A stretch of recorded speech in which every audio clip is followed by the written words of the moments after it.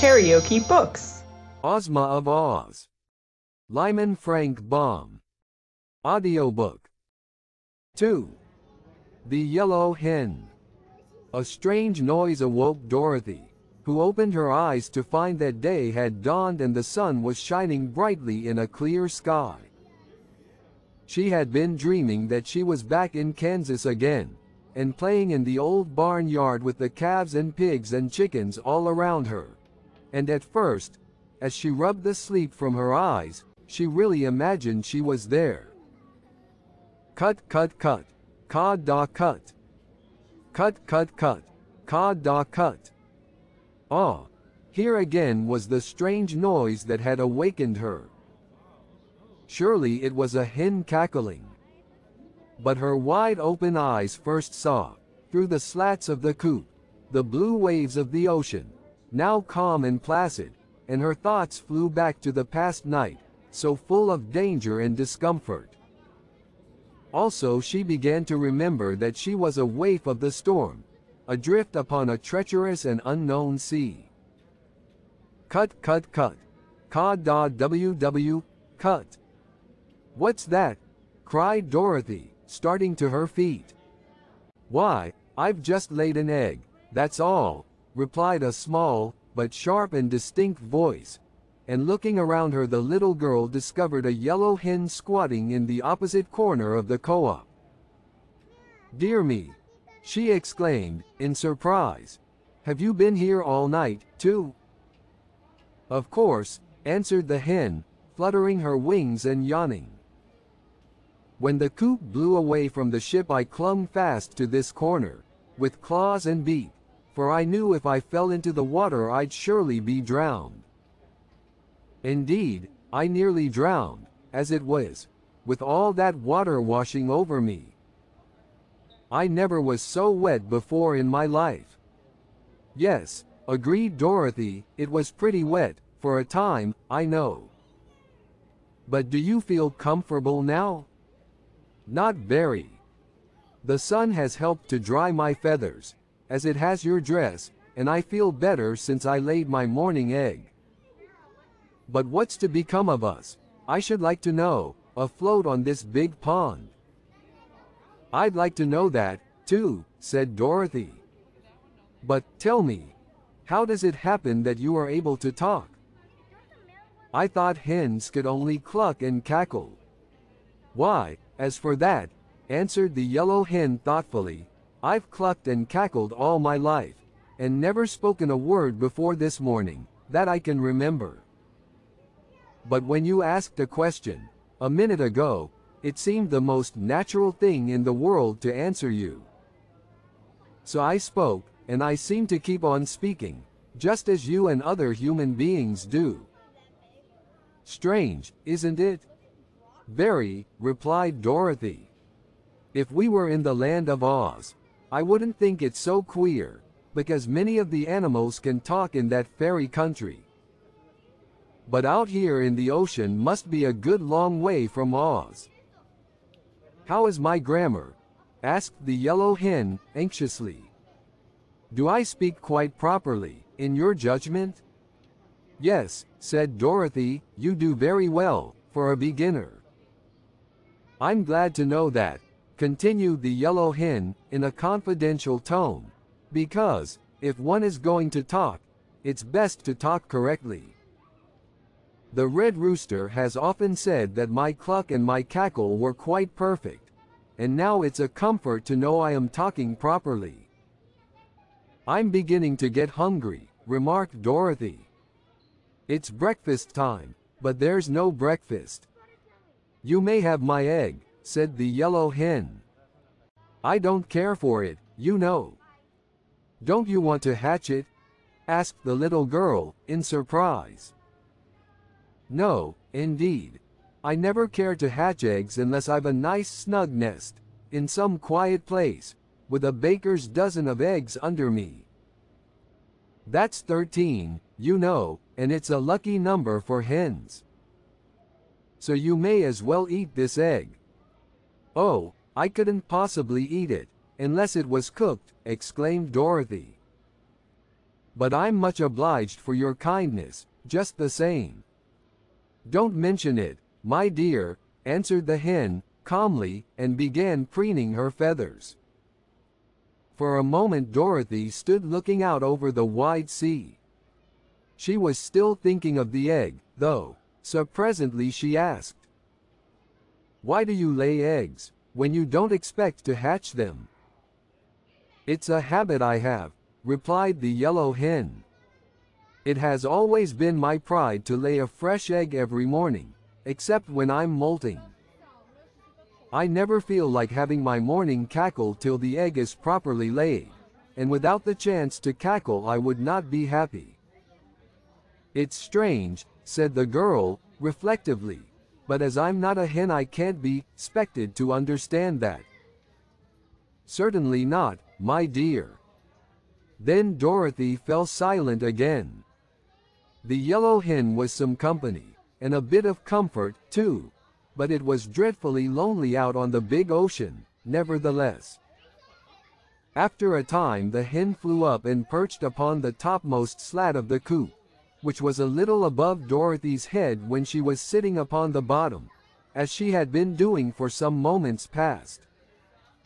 "Why, we are not far from land," exclaimed the hen. "Where? Where is it?" cried Dorothy, jumping up in great excitement. "Over there a little way," answered the hen, nodding her head in a certain direction. "We seem to be drifting toward it, so that before noon we ought to find ourselves upon dry land again." "I shall like that," said Dorothy, with a little sigh, for her feet and legs were still wetted now and then by the seawater that came through the open slats. "So shall I," answered her companion. "There is nothing in the world so miserable as a wet hen." The land, which they seemed to be rapidly approaching, since it grew more distinct every minute, was quite beautiful as viewed by the little girl in the floating hen co-op. Next to the water was a broad beach of white sand and gravel, and farther back were several rocky hills, while beyond these appeared a strip of green trees that marked the edge of a forest. But there were no houses to be seen, nor any sign of people who might inhabit this unknown land. "I hope we shall find something to eat," said Dorothy, looking eagerly at the pretty beach toward which they drifted. "It's long past breakfast time, now. I'm a trifle hungry, myself," declared the yellow hen. "Why don't you eat the egg?" asked the child.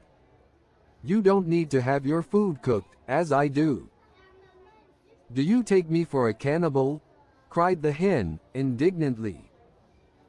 "I do not know what I have said or done that leads you to insult me." "I beg your pardon. I'm sure Mrs. By the way, may I inquire your name, ma'am?" asked the little girl. "My name is Bill," said the yellow hen, somewhat gruffly. "Bill? Why, that's a boy's name. What difference does that make? You're a lady hen, aren't you?" "Of course.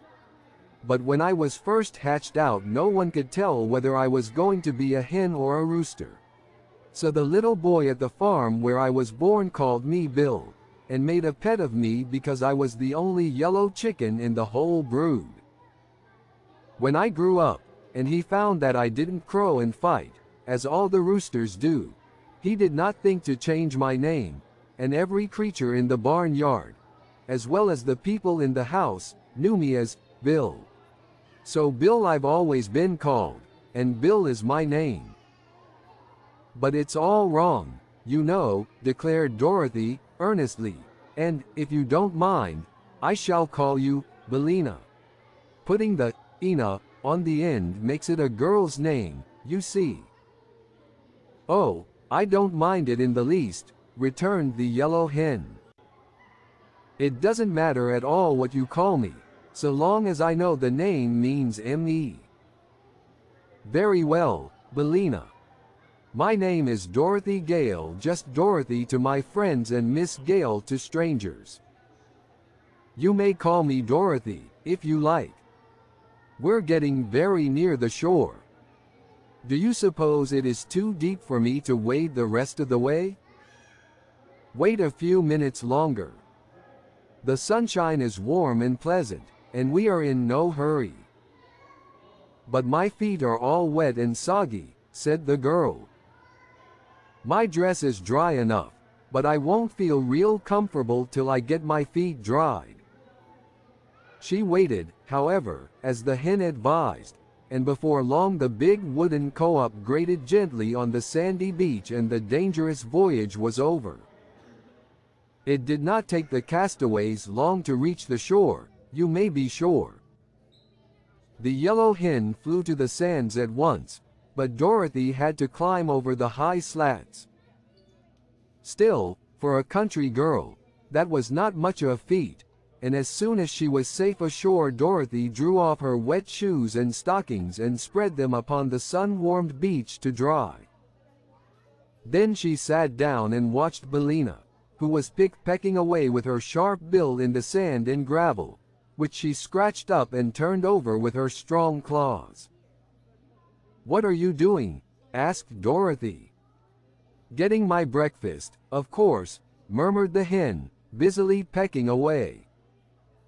"What do you find?" inquired the girl, curiously. "Oh, some fat red ants, and some sand bugs, and once in a while a tiny crab. They are very sweet and nice, I assure you." "How dreadful!" exclaimed Dorothy, in a shocked voice. "What is dreadful?" asked the hen, lifting her head to gaze with one bright eye at her companion. "Why, eating live things, and horrid bugs, and crawly ants. You ought to be shamed of yourself." "Goodness me," returned the hen, in a puzzled tone. "How queer you are, Dorothy. Live things are much fresher and more wholesome than dead ones, and you humans eat all sorts of dead creatures." "We don't," said Dorothy. "You do, indeed," answered Billina. "You eat lambs and sheep and cows and pigs and even chickens." "But we cook 'em," said Dorothy, triumphantly. "What difference does that make?" "A good deal," said the girl, in a graver tone. "I can't just explain the difference, but it's there. And, anyhow, we never eat such dreadful things as bugs." "But you eat the chickens that eat the bugs," retorted the yellow hen, with an odd cackle. "So you are just as bad as we chickens are." This made Dorothy thoughtful. What Billina said was true enough, and it almost took away her appetite for breakfast. As for the yellow hen, she continued to peck away at the sand busily, and seemed quite contented with her bill of fare. Finally, down near the water's edge, Billina stuck her bill deep into the sand, and then drew back and shivered. "Ow!" she cried. "I struck metal, that time, and it nearly broke my beak." "It probably was a rock," said Dorothy, carelessly. "Nonsense. I know a rock from metal, I guess," said the hen. "There's a different feel to it." "But there couldn't be any metal on this wild, deserted seashore," persisted the girl. "Where's the place? I'll dig it up, and prove to you I'm right." Billina showed her the place where she had stubbed her bill, as she expressed it, and Dorothy dug away the sand until she felt something hard. Then, thrusting in her hand, she pulled the thing out, and discovered it to be a large-sized golden key, rather old, but still bright and of perfect shape. "What did I tell you?" cried the hen, with a cackle of triumph. "Can I tell metal when I bump into it, or is the thing a rock?" "It's metal, sure enough," answered the child, gazing thoughtfully at the curious thing she had found. "I think it is pure gold, and it must have lain hidden in the sand for a long time." How do you suppose it came there, Belina? And what do you suppose this mysterious key unlocks? I can't say, replied the hen. You ought to know more about locks and keys than I do. Dorothy glanced around. There was no sign of any house in that part of the country, and she reasoned that every key must fit a lock and every lock must have a purpose. Perhaps the key had been lost by somebody who lived far away, but had wandered on this very shore.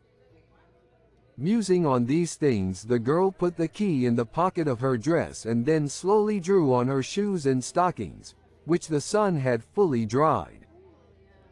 I believe, Belina, she said, I'll have a look round and see if I can find some breakfast. If you liked what you heard, please subscribe to the channel.